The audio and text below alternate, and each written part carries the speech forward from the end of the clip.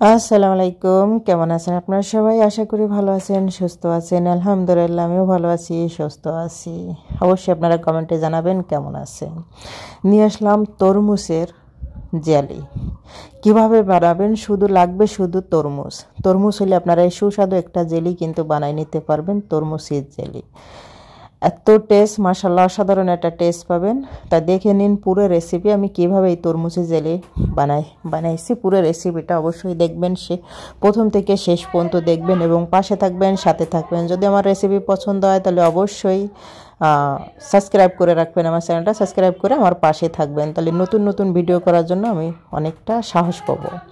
প্রথমত বিসমিল্লাহির রহমানির রহিম, একটা তরমুজ আমি নিয়েছি। তরমুজটা যদি লাল হয় তাহলে আপনার জেলিটা খুব পারফেক্টলি হবে। চেষ্টা করবেন সবসময় লাল একটা তরমুজ নেওয়ার জন্য। একদম যে তরমুজ হয়ে গেছে, দানাদার পড়ে গেছে এবং লাল লাল, তাহলে ওই তরমুজটা জেলিটা খুব পারফেক্ট হবে। আমি লাল কালারের একটা তরমুজে, কিন্তু মিষ্টিটা একটু কম ছিল, তারপরে কিন্তু মাশাআল্লাহ তরমুজটা অনেকটাই লাল ছিল এবং মিষ্টিটা খারাপ ছিল না, আলহামদুলিল্লাহ।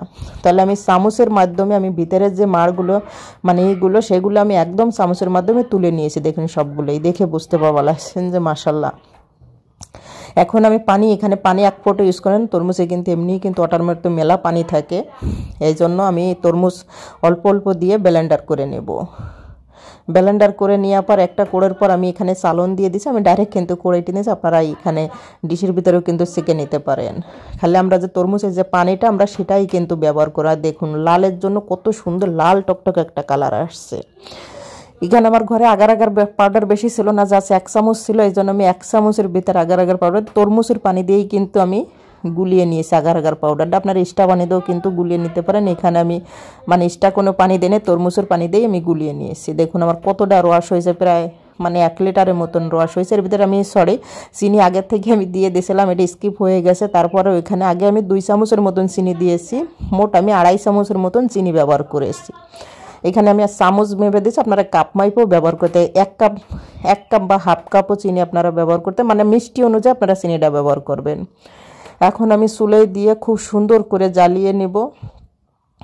কয়েক মিনিট ধরে আমি এরকম বলক করে নেব। আপনারা দেখেই যত জ্বালাবেন ততটা কিন্তু কালারটা কিন্তু উঠে আসবে বা একটু পানি পানি হবে, কোনো সমস্যা নেই। আমি নাড়াচাড়া দিয়েছি, চিনিটা কিন্তু আমি গলিয়ে নিয়েছি।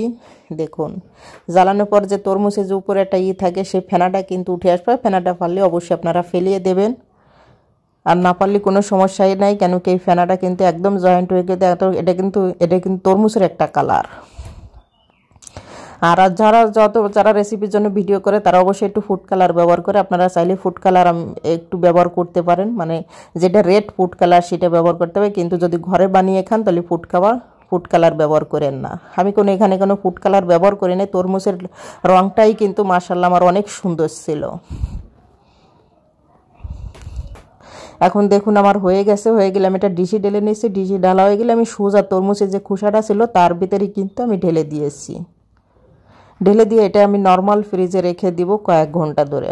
এটা জমাট বাঁধার জন্য আমি বেশিটা ফ্রিজে রাখতে পারি। এর ভিতরে কিন্তু পোলাপান খাওয়া শুরু করেছে, দেখুন কতটা জমাট বেঁধে গেছে। আমি কিন্তু বেশিটা রাখিনি এই ফ্রিজে, আর একটু রাখলে আমার মনে হয় ভালো হতো। এজন্য আর আমার আগার পাউডার একটু কম হয়েছিল, তাতে কোনো সমস্যা নাই। দেখুন তারপরে কিন্তু মাশাআল্লাহ খুব সুন্দর কিন্তু জমাট বেঁধে গেছে, আর এত সুন্দর কালার আসছে। দেখুন লাল টকটক আমার এই তরমুজটা খুব সুন্দর একটা কালার ছিল। মাশাআল্লাহ মাশাআল্লাহ। অবশ্যই এই পথে একবার জেলি বানিয়ে রাখুন। আর বাচ্চাদের তো সবচেয়ে জনপ্রিয় খাবার হচ্ছে জেলি, তাহলে তাদের বানিয়ে দিন, আপনারাও খান। খুব সুন্দর সহজে কিন্তু উঠে আসবা লাগছে, দেখুন দেখেই আপনারা বুঝতে পারছেন। আশা করি আমার এই ছোট ছোট রেসিপি আপনাদের খুবই পছন্দ হবে, কেন কি আমি ঘরে উপকরণ দিয়েই কিন্তু আমি একটা রেসিপি তৈরি করি। সবাই ভালো থাকেন, সুস্থ থাকেন, আল্লাহ হাফেজ।